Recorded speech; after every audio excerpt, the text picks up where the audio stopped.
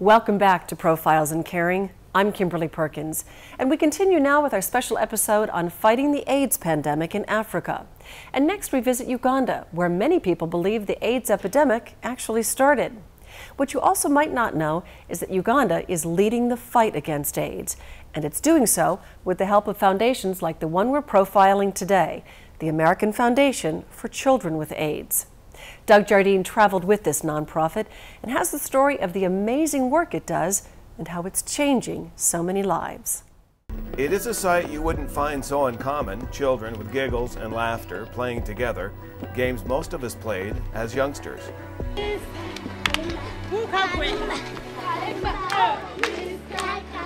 An adult leader takes them through the exercises, but not just any exercises. Exercises to make sure these beautiful young children stay as strong as possible to handle rigors that disease will place on their bodies, the rigors of having HIV/AIDS. The games and exercise are carried out just feet away from the front door to Uganda's largest referral hospital for those with HIV/AIDS, the Mulago Hospital. The children and their parents have lined up, some with appointment, some do not have appointments. Some will be tested for the first time for HIV/AIDS, some are already patients. But things have changed dramatically here in Kampala over the last few years because of an influx of money. That influx of money means an influx of free drugs, drugs that prolong the lives of hundreds of thousands of Ugandans.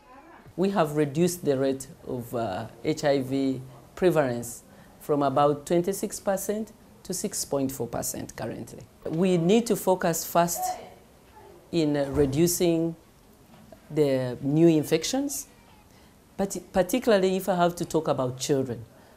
The thing that excites me the most in this clinic is that to see a child being brought bedridden, unable to walk, or on a wheelchair or something like that, and you begin to give ART, and then you see this child gaining weight, standing on his feet, going back to school.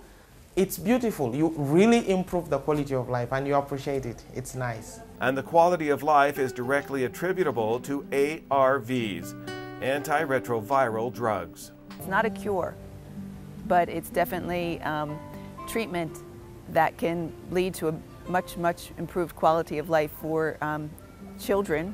And these life-prolonging, quality-of-life-enhancing drugs come to Uganda through the Herculean efforts of the American Foundation for Children with AIDS, which not only supports the Mulago Hospital in Kampala, Uganda, but 4 hospitals spread throughout Eastern Africa. Thousands and thousands of children are being saved just because they can access free drugs and they can access free lab investigations and all that. Without that, I could imagine probably the huge numbers that we see here, all of them probably would be dead, or some of them would be lying in their deathbeds now. With the medicine, they can live, we graduated, as we called it in Uganda, children to be 19 years old. And while organizations work in the hospital to prolong life and offer a new standard in the quality of life, a huge educational effort is underway here in Uganda's Mulago Hospital.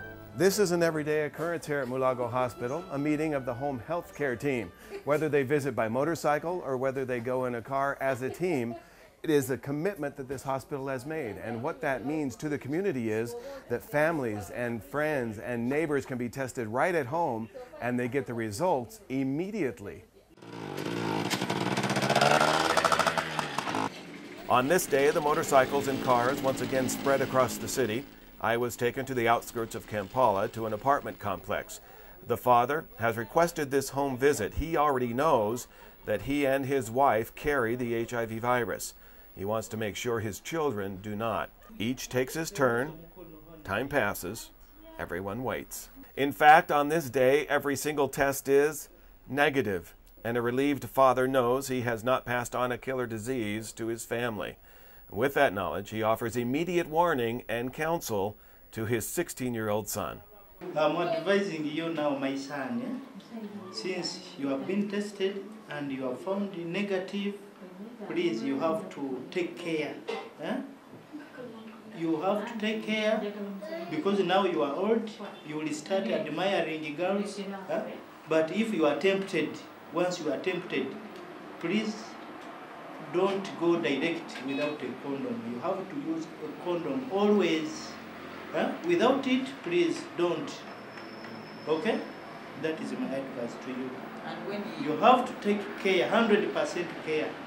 And when it's time for him to get married? When it's time for you to get married, okay, you have to go for another test, you and your what? And your lover. Okay? Don't temper to go with any girl without what? Or to play sex without a condom. Although Uganda has made impressive strides in its fight against HIV/AIDS, it is not uncommon at all to hear of AIDS referred to still today as a pandemic or something that affects a disproportionately large number of people. It has, and it does, here in this country. And it's not going away in many, many others. Still, there are many who continue to do whatever they can to change the course of this killer virus. Uganda seems like a leader, especially in southeastern Africa, in what you're doing. And you are, aren't you? We are. In particular, my clinic, I think we are a leader in pediatric HIV. We are the biggest provider of pediatric HIV in this country. We are the center of excellence in terms of care and treatment, in training and research for pediatric HIV. And we want to see this replicated everywhere in the other parts of the country. We have seen children over the last 5 years transform remarkably from just lying on the floor to being active, playing, and engaging in art and craft while they wait to see their doctors. So to me, this has been a major transformation, a major change in the lives of the children of Kampala and Uganda. To be part of this team has been an incredible opportunity for me, just to be part of that transformation within the country. At this point, we have 1,000 children.